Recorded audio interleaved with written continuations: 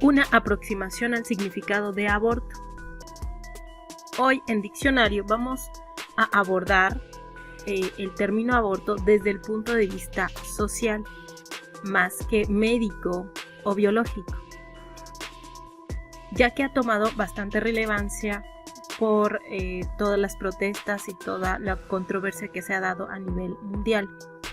Es importante abordar este tema desde el punto de vista social para tener en cuenta por qué los movimientos de mujeres y o feministas han estado manifestándose por este hecho y por este derecho humano.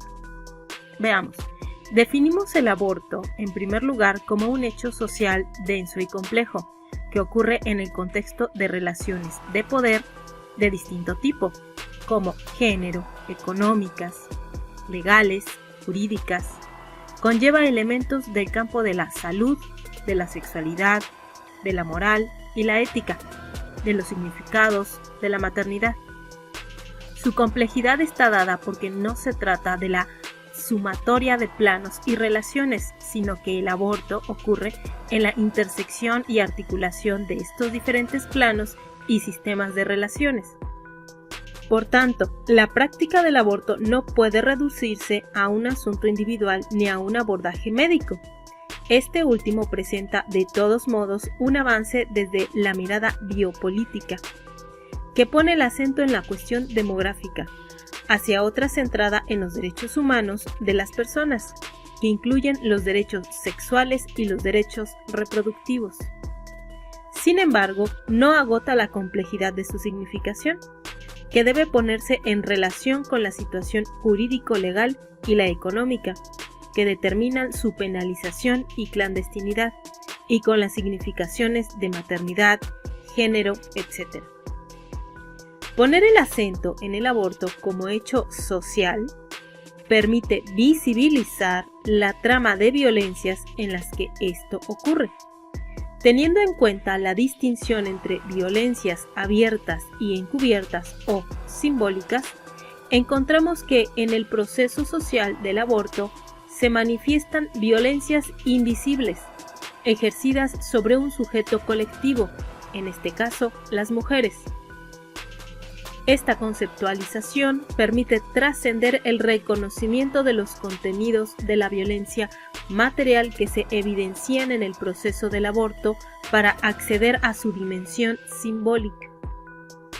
Esta perspectiva implica un reconocimiento de la especificidad social de la situación de las mujeres concretas y de la violencia de género. Conlleva en particular la desarticulación de la dicotomía público-privado, propia de la teoría política androcéntrica. A esta operación contribuyeron especialmente los movimientos feministas de mediados del siglo XX, con su reivindicación de que lo personal es político.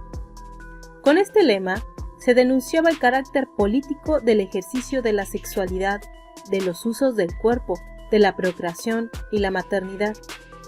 Del mismo modo, las violencias sexuales, entre ellas la cuestión del aborto, adquieren reconocimiento social y perdían su estatuto de privadas. Dejaban de constituir operaciones de privación de la libertad, de la subjetividad y del poder de las mujeres. Es así que la toma de conciencia de los movimientos de mujeres sobre el carácter político de la corporalidad impactó en el reclamo por la despenalización del aborto y logró que ellas se obtuvieran entre las décadas del 60 y el 70 en ciertos países de Europa y en Estados Unidos. Sin embargo, aún en países donde se logró legislación persiste el condicionamiento y en casi ningún caso es permitido por la sola decisión de la mujer embarazada. Por tal motivo, los movimientos feministas instituyeron el 28 de septiembre como el Día de la Lucha por la Despenalización del Aborto en América Latina y el Caribe. La tarea de reivindicar una perspectiva feminista para el abordaje del aborto continúa, aún en lugares donde hay despenalización y legalización, pues es imprescindible visibilizar a las mujeres involucradas en la compleja trama social que implica el aborto, porque visibilizarlas conlleva el reconocimiento de su autonomía y el respeto de su decisión. De ahí que sea preferible la expresión embarazo no viable a la de embarazo no deseado, para defender el protagonismo de las mujeres. Es así que optamos por denominar embarazo no viable a aquel que deriva en la decisión de abortar, porque su ocurrencia y continuación entra en contradicción con cualquier plano de la vida de la mujer que lo porta.